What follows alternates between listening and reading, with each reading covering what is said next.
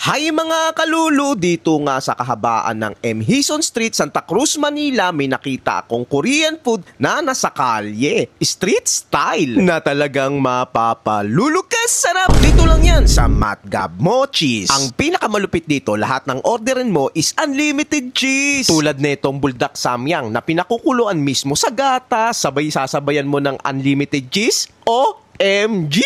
Spicy beef samgyup bowl, kimchi fried rice, nag-add pa kami ng Korean chicken pop solid combo at pork bulgogi na malambot at malasa. Pwede kang mag-dine-in or take-out at ang cute ng setup nila. May maliit na upuan at mesa na perfect pang-bonding kasama ang barkada o pamilya. Ang cozy ng street vibes pero K-food ang pagkain. Dito lang yan sa 1850 M. Hison Street, corner Tayuman Street, Santa Cruz, Manila. Katabi mismo ng Barangay Holo 336. Ano, nag-crave ka ba sa Korean foods? Tara, puntahan na natin! Sa halagang 130 pesos, meron ka ng buldak nila.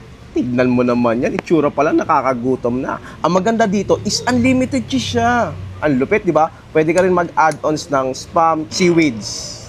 Tara, tikman natin yan syempre. Ikaw na mismo maglalagay kung gaano kalibel yung anghang mo. Oy, ako mahilig ako sa manghang. Unang kagat, talagang mapapalulukas. Sarap. Ang sarap ng nilagay niyang cheese. Bagay na bagay dun sa buldak niya. Sabay sasabayan mo ng spam. Ang maganda dito, unlimited cheese. Mananawa ka talaga. Sa halagang 130 pesos, wala kang talo. Meron din sila ditong spicy beef samgyup bowl sa halagang 120 pesos lang. Tignan mo naman yung serving, napakadami. Talagang mabubusog ka. Sabay sasabayan mo ng unlimited cheese nila. Oy! Baka unlimited yan.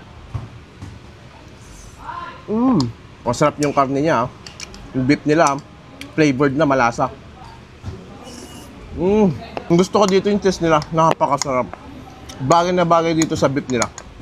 Sa halagang 120 pesos, wala kang talo. Panalo, panalo. At meron din sila ditong kimchi fried rice na may kasamang chicken chops, na may kasama ng egg, lettuce, at yung kimchi rice. OMG ah! Sa halagang 175 pesos yan. Ang dami ng serving niya. Yung lasa ng chicken chops nila is Korean style talaga. Masarap yung sauce. Sabay sasabayan mo ng egg.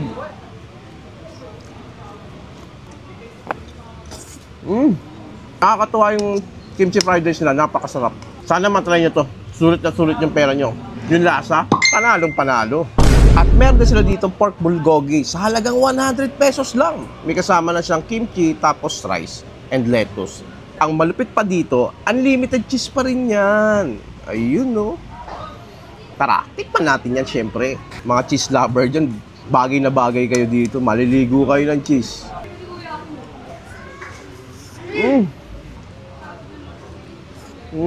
Sa halagang 100 pesos, wala kang talo.